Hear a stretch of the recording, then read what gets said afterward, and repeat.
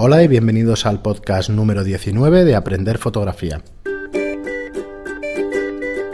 Hola, soy Fran Valverde de Estudio Lightroom y recordad como siempre que Estudio Lightroom es un espacio dedicado a servicios de alquiler para el fotógrafo profesional. Alquilamos tanto nuestro espacio de estudio como objetivos y cámaras profesionales. Me acompaña como siempre Pera la Regula. Hola, ¿qué tal? Hola, Pera. Y bueno, deciros como siempre que Pera es fotógrafo de moda y publicidad. Y lo dejaremos aquí hasta que actualicemos el número de cursos. Exacto. Y el número de alumnos. Sí, no hace falta repetirlo tantas veces. Entonces, bueno, nos quedamos la semana pasada con la primera parte de fotografía, de composición en fotografía, y hoy continuaremos. Pero antes queríamos resolver una duda de uno de nuestros oyentes en iVoox, que bueno, tiene el nick de Neverloop. Y nos dice: hola amigos, muy buen podcast. Les quiero hacer una pregunta. ¿Cómo puedo saber aproximadamente hasta qué distancia puedo llegar con el flash rebotándolo en el techo? Bueno, nos comenta una situación que le pasó disparando en TTL y que se quedó corto. No sabe muy bien si es corto de potencia o... porque al final las fotografías le quedaron subexpuestas. Muchas gracias y saludos desde Argentina. Pues saludos a ti y gracias por la pregunta. Sí, gracias por oírnos desde Argentina. Pues sí. Sí, ya nos resulta siempre curioso, pero bueno, estamos encantados con que nos sí, ya iremos a por un vacío o algo así. Claro, sí, damos un taller allí sin ningún problema. Pues me pongo morado. De asistente, vamos, ahora mismo. Me pongo morado rápido. A ver, bueno, te han pasado dos cosas fundamentalmente, y no creo que sea un problema de distancia del ángulo de rebote o de la altura del techo, que también podría ser, ¿eh? Lo más probable es la medición. Sí, al ser TTL, pues lo has hecho en TTL, probablemente has dejado el exosímetro en cero, los elementos que tenías delante eran claros y entonces tiende a subexponer, porque le tienes que decir tú... que estás rebotando al techo, no, digo. Le tienes que decir tú que el motivo... Que compense. Tienes que compensarlo en función del motivo, de cómo refleja la luz el motivo. La distancia, pues dependerá mucho del número de guía de tu flash, para empezar, y luego la apertura que estés utilizando. Claro, no va a ser lo mismo que dispares a 2.8 que dispares a 5.6 o a f8. Claro. Porque eso va a recortar distancia. Lo sencillo es que pongas el flash en línea recta. Entonces, cuando tú pongas un diafragma concreto, él te va a dar a qué distancia va a llegar, y entonces extrapoles esa distancia con el techo. Esa es la forma rápida. Claro. Pero si disparas en TTL, lo que depende es la medición. Si me dijeras, es que dispara en manual, entonces vale, entonces se entiende, claro. Tienes que hacer ese pequeño cálculo mental. Pero si lo que haces es disparar en TTL, no, es la medición. Piensa que el flash va a lanzar un predestello a un 32avo de potencia en Canon. Y en Nikon creo que también es un 32avo. Entonces ese predestello lo que va a decirle a la cámara es cuándo deberá cortar el flash cuando salte. Si tú no has compensado bien, piensa que tu cámara mide gris neutro. Para él todo es gris. Tú le tienes que decir cuánto se acerca al blanco, compensando en más, o cuánto se acerca al negro, compensando en menos. Claro, en este caso hay que compensar. En este caso tendrías que haber compensado en más porque probablemente el fondo era claro. Si te hubiese pasado lo contrario, quiere decir que disparas el flash y te sale todo más claro de lo normal, eso quiere decir que la medición que estabas haciendo se acerca más a algo oscuro que a algo claro.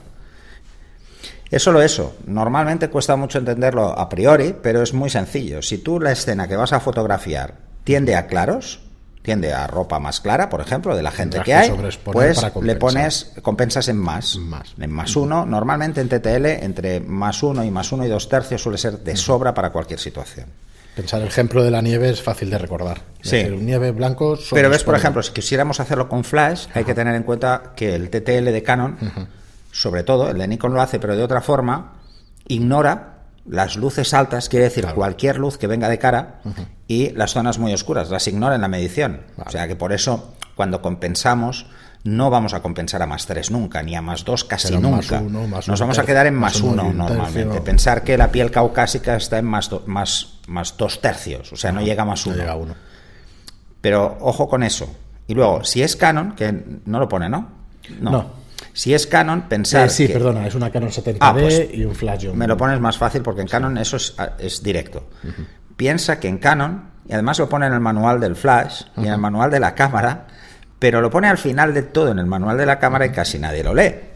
Y dice algo así, creo recordar, lo digo de memoria, que la medición evaluativa está asociada al punto o puntos de enfoque seleccionados. Quiere decir que si tú tienes un punto de enfoque que está en la cara, es eso lo que tienes que intentar compensar, porque a ese segmento le va a dar más peso. Pero ojo, si enfocas y reencuadras, ya no. Ya no, vale. Porque el punto de enfoque habrá cambiado de zona. Tiene que bloquear la Tendrías exposición. que bloquear, hacer el bloqueo FE, que es bloquear el destello del flash, destello darle del al flash. asterisco, cuando tienes la cara, le das al asterisco, reencuadras y disparas. Vale, ya haremos uno de TTL específico uso Pues práctico. Pues sí, le hacemos Porque, una charla y... aunque yo ya sabes que soy de flash manual, que a mí esto del TTL y Es los que automatismos me gusta un poquito. Al final yo he estado en alguno de los talleres que has hecho y realmente es más sencillo. Es más hacerlo fácil, es en mucho más manual. fácil en manual. En manual, como trabajas por distancia, Sí, al si la final- gente está a 4 metros, pues está a 4 metros. Está a 4 O sea, metros te y olvidas. se lo dices al flash, disparas y listo. Tú Y te pones sale para que llegue a perfectamente 4 la metros y no va a la fallar. exposición. Muy bien, Norberlu, pues muchas gracias y nada, te invitamos a que nos vuelvas a hacer una pregunta cuando tú quieras, que aquí estamos. Bueno, y si para no ha quedado responderla. claro, tranquilo, que te lo volvemos. reaclaramos. Muy bien, pues nada, espera, seguimos.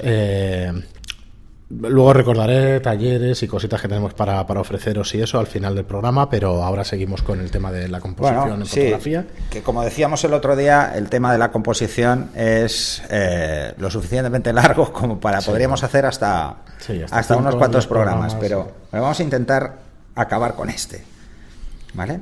El siguiente punto, antes hablábamos de una serie de cosas de la composición, como el ángulo en el que hacemos la foto y tal. Acercarnos al motivo. una serie Están de lo que cosas son sencillas. líneas y curvas, lo que son convergencias en las líneas, es buscar y a trabajar con perspectivas. Una de las cosas más importantes para guiar el motivo, para decirle al que ve la foto qué es lo que quiero destacar, es utilizar líneas. Por ejemplo, imaginaros una hilera de árboles en una calle, pues yo puedo utilizar esas líneas para dar profundidad a la foto y que esas líneas que hacen los árboles generen que lo que yo quiero mostrar está en esa convergencia. Está al final de esa línea. Los puntos de árboles. fuga. Ajá. Básicamente es ir a buscar los esos típicos puntos. de dibujo que todos Exactamente. estudiamos. Es un recurso tremendamente utilizado porque nos sirve para mucho.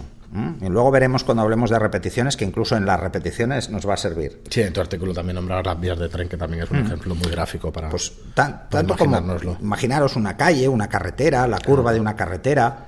Yo hay un anuncio que abusa mucho de esto, pero que me encanta, que es un anuncio antiguo de BMW que dice: te gusta conducir, sí. y se ve una carretera de curvas. Sí. Si os fijáis en ese anuncio, todos los planos Siempre buscan convergen, eso. sí, a un punto. Buscan que la curva esté en un encuadre muy concreto, o sea, muy concreto para que te dirija la curva. Pues eso es importante porque le das peso con facilidad a una foto. Ajá. Otro punto a tener en cuenta como regla de composición, recordar que a mí no me gusta llamarlo reglas, sino más consejos de composición, son lo que llamamos flujo y movimiento, ¿vale? Ajá. Que es cuando tenemos esas líneas y buscamos cómo conseguirlo dirigiéndolas hacia el motivo. O sea, en vez de coger y aprovecharnos de las líneas, es nosotros cambiamos el ángulo para que parezca que sea al revés, Ajá. ¿vale? Sí. Eso lo que nos va a dar, con esas líneas más horizontales normalmente y verticales, nos va a dar que la imagen tenga un flujo más dinámico, que parezca más movimiento, que exista un movimiento. Imaginaros... Es como si la hiciéramos nosotros mismos en movimiento, en algún vehículo o algo, da la impresión. Bueno, podríamos... Eso sería jugar con la obturación, básicamente, para hacer un panning, y es bajar mucho la obturación para que el fondo se vea movido y tal. Podemos incluso utilizar eso, pero casi siempre podemos aprovechar un movimiento que ya existe o aprovechar unas líneas horizontales o verticales. A líneas, digamos, en el que caso tengamos en anterior, el paisaje. las líneas y las curvas eran más convergencias, eran más perspectivas, que nos llevan al motivo. Y en este caso no, en este caso es que nos alinean el motivo, nos lo encuadran de alguna forma dentro de la foto. Entonces estaríamos hablando, por ejemplo, de una acera y el motivo encima, pues, o una puerta que tiene líneas horizontales y verticales que nos Al ayudan a final encuadrar te dentro del marcan, encuadre o... cuál es el motivo Sí, que hacemos. Por ejemplo, una chica sentada en una puerta o un niño jugando en una acera, pues utilizar esas líneas. Por eso tienen que ser verticales y horizontales, porque si inclinamos esas líneas, romperemos precisamente esa composición. Perfecto. ¿Vale? Ya relativo a esto está el tema de la dirección, ¿vale? Cuando hacemos una foto tenemos una direccionalidad clara, es muy importante saber jugar con el aire. Por ejemplo, si queremos hacer lo que decías tú del panning, un barrido a un coche, es importante que dejemos aire por delante, porque hacia dónde va el vehículo. Claro. Eso es otra regla de composición, que es la direccionalidad. Normalmente la asociamos mucho a cuando hacemos un retrato de alguien que está mirando de lado, que le decimos: oye, hay que dejar aire delante para que se vea hacia dónde dirige la mirada. Bueno, en un retrato no siempre es tan así, porque No, podemos hacer... Lo he visto Imaginaros... sí queda muy bien. Sí, la regla de composición nos dice, deberíamos dejar aire en dirección a la mirada, Sí. porque eso transmite que la persona está mirando algo, ¿vale? Pero ¿y si lo que queremos es transmitir lo contrario? Que la persona está de espaldas al mundo. Pues es tan sencillo como poner aire por detrás de la mirada. Entonces, parece que la foto acabe donde mira y es como si estuviera cara a la pared, está al margen del mundo. O sea, pues fijaros una regla de composición que se contradice. Esto lo veréis que pasa mucho, ¿eh? Entonces, la dirección, por ejemplo, nos va muy bien para mostrar con ese aire hacia dónde va. En fotografías de coches de carreras y motos lo vais a ver mucho, que es... Siempre se deja un poco más aire delante de la moto, del coche, que detrás. No hace falta dejar una cantidad espectacular, ¿eh? Solo un poquito. Cuando hacemos un barrido, que es un panning, lo que hacemos es eso. O sea, nos movemos a la misma velocidad que el motivo para que el aire que dejamos delante nos cuadre. Esto nos dará esa sensación de movimiento. Si nosotros, además de darle una sensación de movimiento, que es de dirección concreta en el caso de una moto o un coche, si queremos que realmente nos quede bien, hay que jugar con obturaciones bajas para que el fondo se vea movido, mientras que el motivo no. Eso es una técnica relativamente sencilla, pero hay que cogerle práctica. Luego está lo que son las repeticiones. Las repeticiones es, si queremos plasmar una sensación de conjunto, de que las cosas están juntas, Sí. Jugar con las repeticiones sin espacios. Por ejemplo, si cogemos y ponemos 4 o 5 personas en una sala y les queremos hacer una foto, tenemos que procurar que las personas tengan espacios equidistantes entre ellas. Si separamos a uno un poquito, aunque solo sea un poco, Ya lo destacamos. daremos una sensación de un conjunto roto, de alguien que va a su bola. Vale, O sea, sí, podemos eso jugar con quiere eso. decir que, claro, Y si queremos, por ejemplo, hacer lo que una foto de destaca. equipo de trabajo, lo ideal sería que todos tuvieran una distancia equidistante. Así que las repeticiones, pensar en ello. Luego hay otras repeticiones que podrían ser, imaginaros que queremos hacer la sensación de la carretera, de esa tranquilidad dentro de la carretera. Pues imaginaros los pivotes que hay en el guardarraíl, que tienen una distancia equidistante. Pues si jugamos con ellos y jugamos con la profundidad, pues dará más sensación de que es parte de la foto, de que eso nos llega a dar más información sobre la foto. Sí, a partir de aquí entramos en otro... Nos quedan agrupaciones, que es, bueno, que es lo que comentabas tú ahora. Mira, uno de los ejemplos de repeticiones más divertidos que podéis hacer, lo que pasa es que no os dejarán entrar con una cámara, pero bueno, podéis probarlo con el móvil, son las repeticiones que hay en un cine, que son las butacas. O sea, coger un móvil y hacer una foto a las butacas intentando que cuadren a derecha e izquierda, ¿vale? O sea, que nunca cortéis la primera fila, o sea, que siempre encuadréis butacas enteras y veréis cómo se van estrechando. Pues esa sensación de conjunto es armónica. Bueno, al final son cosas que el cerebro detecta como patrones. Sí, repeticiones, como patrones repetitivos, incluso con personas lo hace, ¿eh? Sí. Porque si ponemos un equipo de trabajo junto, no son repeticiones, son personas diferentes. Pero va a dar sensación de que es una repetición de lo mismo, o sea, de que la misma persona no es la misma persona, pero que esa repetición lo que hace es darle conjunto. Es como si ponemos en una hilera todos los productos de una misma marca. El nexo es la marca, pues aquí el nexo es el equipo de trabajo. Ese tipo de repeticiones hay que procurar que no hayan distancias, ¿eh? Si cogéis, hacer la prueba, además es muy divertido, cogéis unos botes y hacéis una foto todos con una distancia equidistante entre ellos y luego otro que destacáis uno. Ya veréis como la foto parece que la gama de productos haya uno que destaque. Sí. Bueno, pues a partir de aquí sí que empezamos con el tema del color. Bueno, y las que para mí, aparte de las repeticiones, también las agrupaciones. Vale. O sea, hay una cosa muy curiosa cuando hacemos fotos y componemos. Normalmente, aunque parezca un poco heavy, pero es así, las agrupaciones siguiendo números primos acostumbran a tener más fuerza que las que no lo son. Normalmente se suele decir que los números impares dan más fuerza. O sea, hacer una foto a 3 personas tiene más fuerza que a 4. ¿Vale? Bueno, con eso podéis jugar. Es una cosa que además se nota, porque las parejas, por decirlo de alguna forma, o los números pares, dan una sensación de desequilibrio, porque si intentas poner 4 personas en 2 hileras, te va a quedar uno por delante que no cuadra con el de atrás, pero si los pones de 3 sí que vas a poder. Puedes hacer 2 filas y siempre te van a quedar detrás un número mayor que delante. Son reglas no escritas de la naturaleza que por lo que sea funcionan también en fotografía. Sí, bueno, normalmente se suele poner como ejemplo el trébol de 4 hojas, sí. ¿No? Pues no, pues el de 3 es el normal y es el que queda bien. La cuarta hoja es el que la desmadra, ¿no?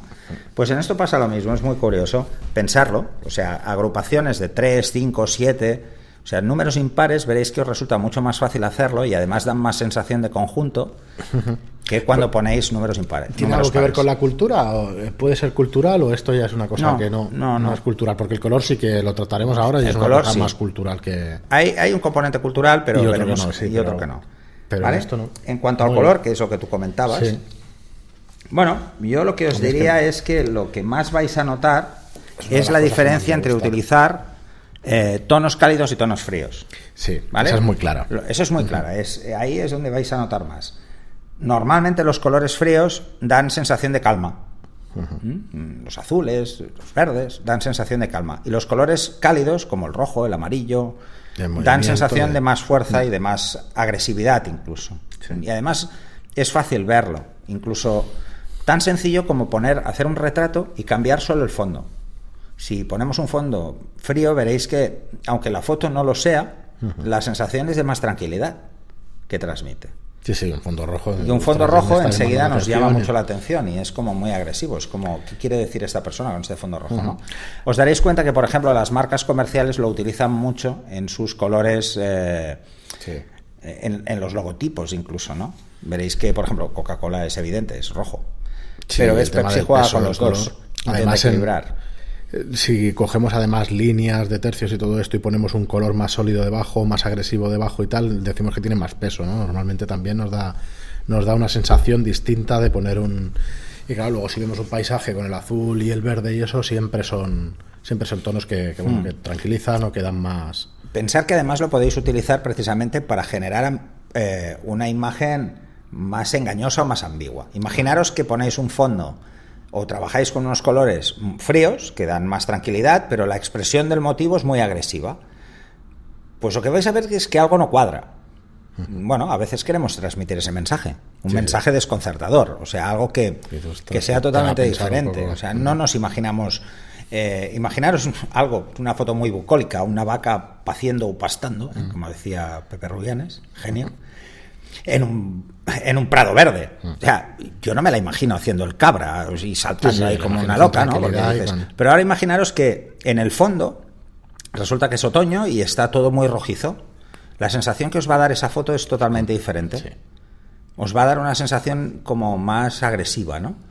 Porque, bueno, el rojo la subimos a fuego y es más fácil, y el azul y el verde a este tipo de situaciones más tranquilas. Sí, eso me refería, que sí que culturalmente hay algunos colores que tienen significados contrapuestos y eso, ahora no sé deciros cuáles, pero sí que sé que por ejemplo en Japón y todas estas culturas pues hay significados sobre los colores. Bueno, lo veremos que además no solo en los colores, sino que incluso en la famosa regla de los tercios, en los espacios, los puntos fuertes cambian en función de la cultura. Yo creo que sí, que al final es cultura visual y eso, lo que más nos influye de hecho es ver obra fotográfica o ver obra audiovisual, diría yo, porque al final estamos acostumbrados a ver cine y nos marca Hollywood una serie de líneas y una serie de cosas que vienen de años, de estar siempre acostumbrados a ver. Nos influye bastante. El tema del color, por ejemplo, es muy clásico cuando hablamos de cine, en cómo se utiliza en los países árabes y cómo se utilizan en la cultura anglosajona. Se utilizan los colores de una forma mucho más intensa en los países árabes. Es curioso porque parece que lo veamos siempre todo blanco y negro, pero no es verdad. Utiliza mucho más el color. Sí, parece que la memoria tira un poco más de blanco y negro que de color. Sí, nuestra memoria tira de blanco y negro, pero luego te vas a un país como la India que son todo colores. O sea, es impresionante, ¿no? Y ahora, pues no sé, ahí es donde vamos a lo del contraste y el tono, el jugar con el contraste de una escena. Por ejemplo, hacer una escena extremadamente contrastada, un paso de blanco a negro muy rápido, sin demasiados tonos de grises, nos da una imagen mucho más sobria. Cuando ponemos grises nos da una imagen más plana, más similar a lo que sería una fotografía normal. Entonces ahí, por ejemplo, se utiliza muchísimo en retratos de carácter. El jugar con unos contrastes más altos hacen que tenga más fuerza el retrato. Sí, al final lo que se puso de moda con 300, por ejemplo, de dar unas escenas súper contrastadas y súper... Sí, es porque así se ve también más el músculo. Sí. Entonces, porque la sombra que proyecta el abdominal se ve más... No te imaginas a un tío así pues estando tranquilo. Pues tiene que estar lanzas y haciendo fuerza con el abdomen, porque eso no lo aguanta nadie. O sea...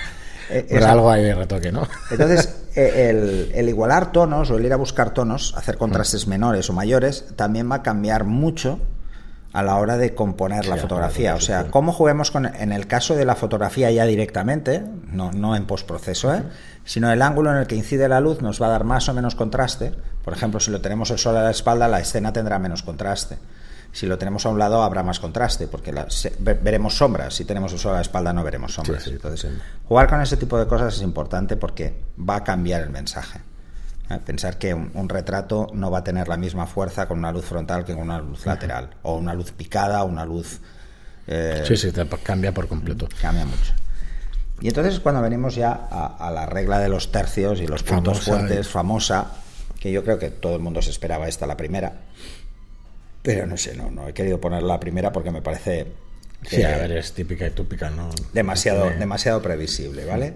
Pero no es siempre igual. A ver, la regla de los tercios depende, porque hay veces que se le da más peso a los tercios exteriores que al central. O sea, no tienen por qué ser exactamente igual de grandes. Lo que genéricamente, lo que se hace es dividir nuestro encuadre en una cuadrícula de 9 cuadros idénticos. Hablamos del primer tercio al que está en la parte superior y vamos bajando. Sí.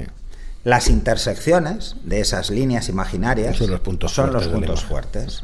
Pero por eso os digo que los puntos fuertes dependerá mucho de si son más estrechos o más anchos. Por ejemplo, en un paisaje, la regla de los tercios es muy clara porque el plano es horizontal y esos 3 partes están muy claras. Sí, está muy pero, por ejemplo, en un retrato, no, suele hacerse más ancha la parte central, o sea, los tercios están más abiertos en el centro. O sea, el primer tercio está arriba, pero los laterales suelen ser más estrechos que el central. ¿Vale?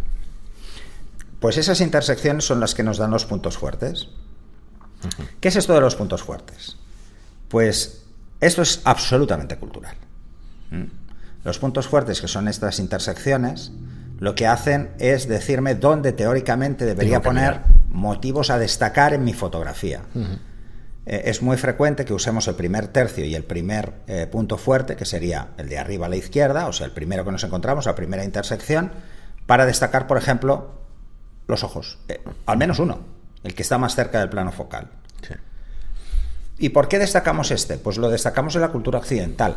El tema de lectura. Porque leemos de izquierda a derecha y de arriba a abajo. O sea, hacemos una Z en estos puntos fuertes. Claro, como decía antes, para Japón será al revés. En Japón es al revés. Al revés directamente. Bueno, en Japón es de arriba a abajo. De arriba a abajo y luego de arriba a abajo, abajo. Pero los árabes es al revés, es de derecha a izquierda, en vez de izquierda a derecha.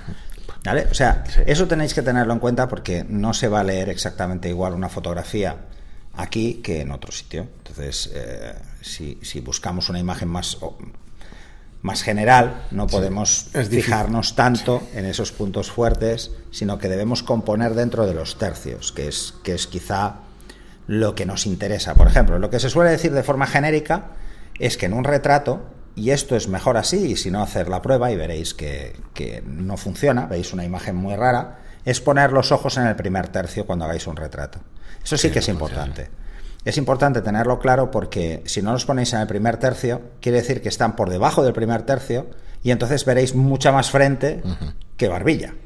Quedará muy raro. Le daremos una sensación que puede ser interesante, parece que sea una cabeza pensante, pero ¿no? Mira, os pondré un ejemplo.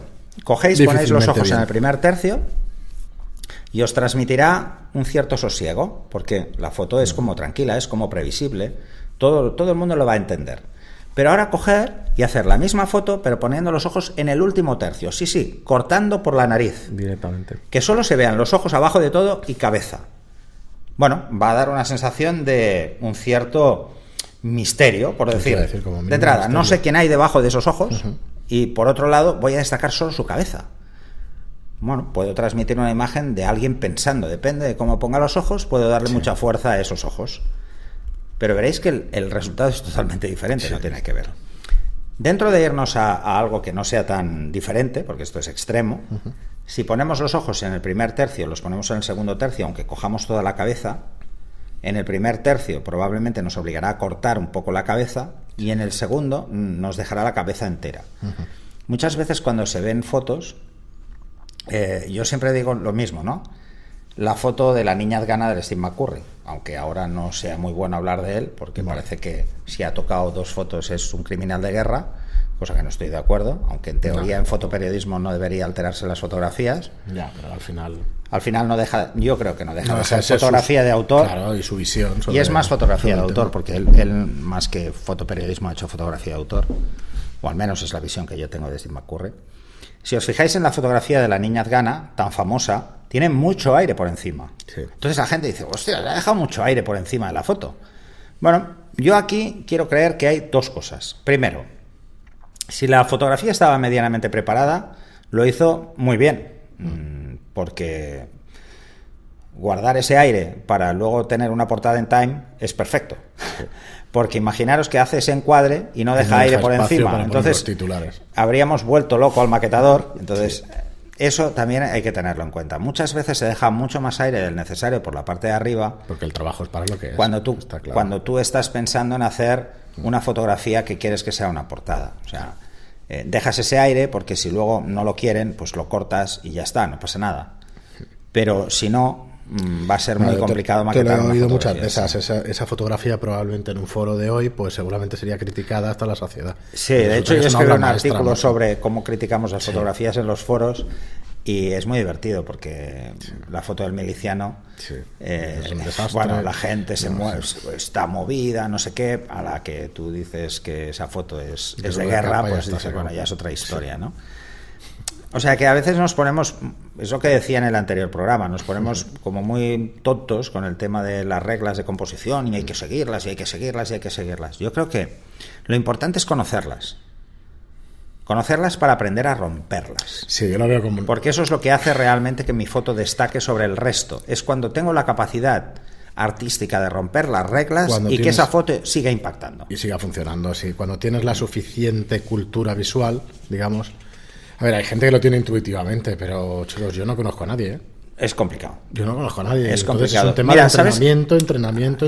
Yo creo que lo tienen los niños pequeños. Los niños pequeños. Hay gente que lo debe tener. Yo a veces, mi hijo ha cogido la cámara, y mi hijo tiene 7 años. Claro, esto es lo que me interesa. Y ha hecho una foto que dices, ostras, pero ¿cómo ha hecho esto? ¿No? Sí. Pero dices, ostras, pero tiene razón. O sea, realmente lo que quiere transmitir es esa foto. Claro. O sea, al final no es una falta de técnica, es una visión diferente. Sí. Entonces, yo recomiendo eso. Que conozcáis las reglas de composición, no solo para romperlas, sino para saber que cuando las rompéis, el efecto que causará es diferente.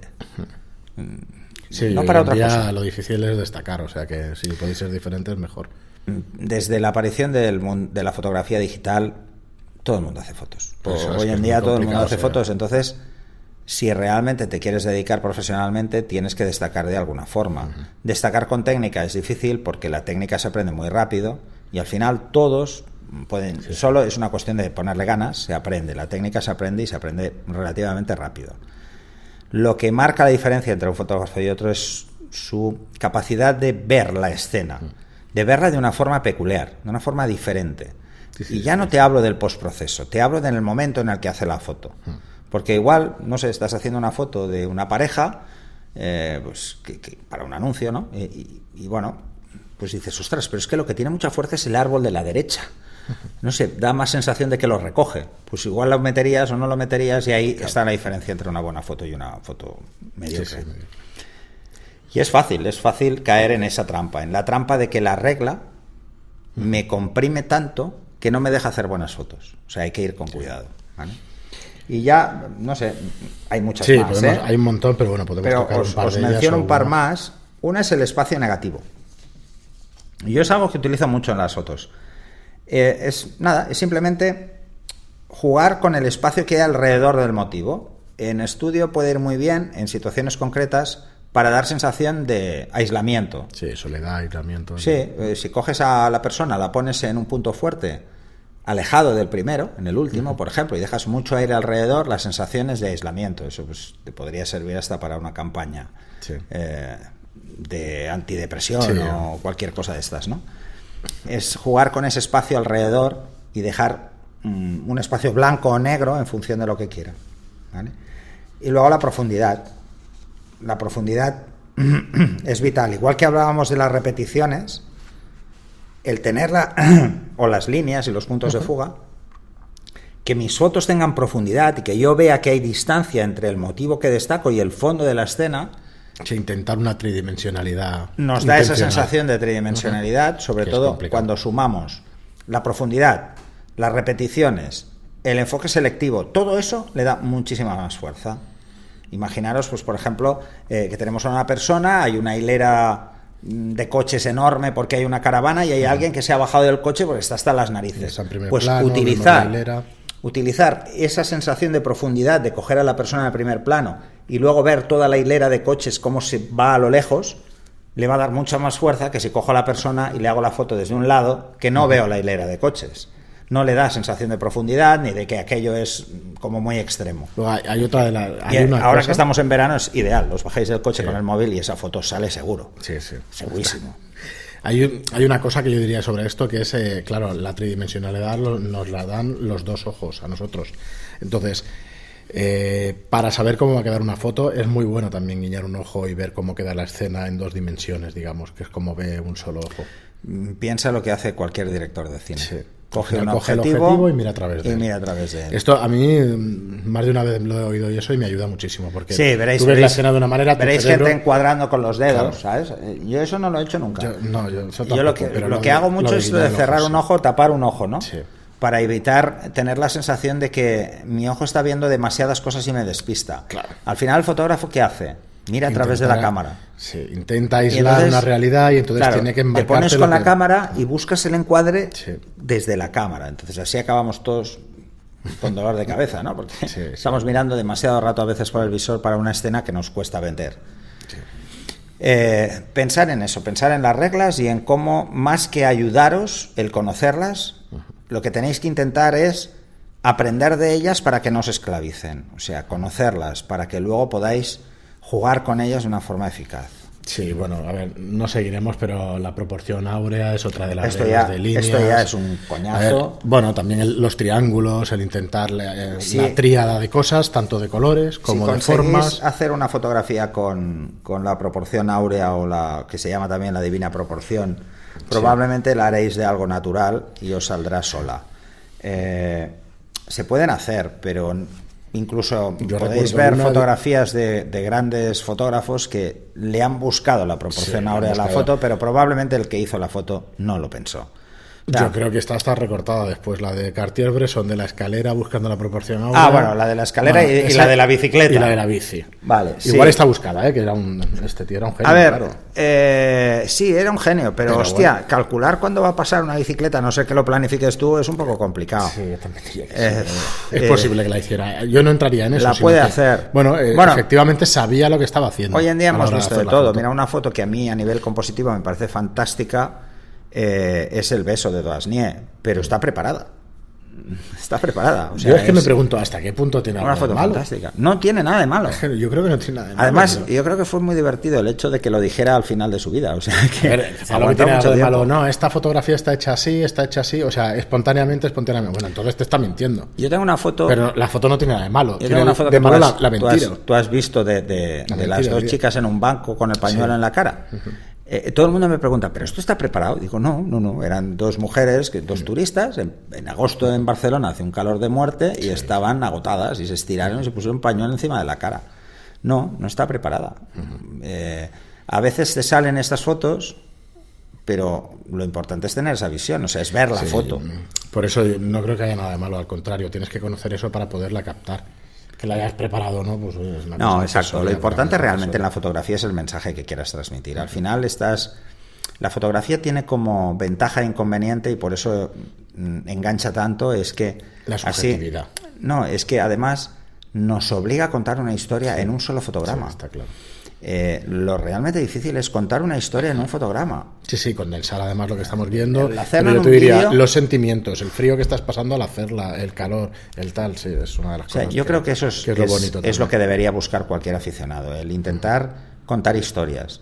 Porque se aprende mucho al intentar contar una historia.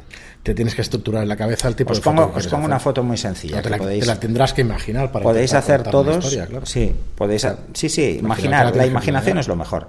Pero mira, una fotografía que podréis hacer todos así de forma fácil, ¿no? Pensar, por ejemplo, imaginaros una hilera de pivotes en el suelo o de árboles. Lo ideal sería una calle de adoquines o cosas así. Y hacer un ejemplo para transmitir el mensaje. Cogéis una pareja, un par de amigos, que se cojan de la mano y vayan caminando alejándose de la cámara y hacéis una foto. Y luego les decís que se den la vuelta y que se acerquen a la cámara y hacéis otra foto. Habéis contado dos historias totalmente diferentes. Sí. Y que no tienen nada que ver una con la otra. Pero ahora imaginaros... Las mismas personas en la misma situación. Son las mismas personas en la misma situación, pero unos se alejan y otros vienen. La sensación que os va a transmitir una foto y otra con el mismo encuadre, poner hasta el trípode, si hace falta, para no moverlo. Y veréis que cambia muchísimo. Pero ahora imaginaros esas dos personas que se van, pero que las manos no se llegan a juntar.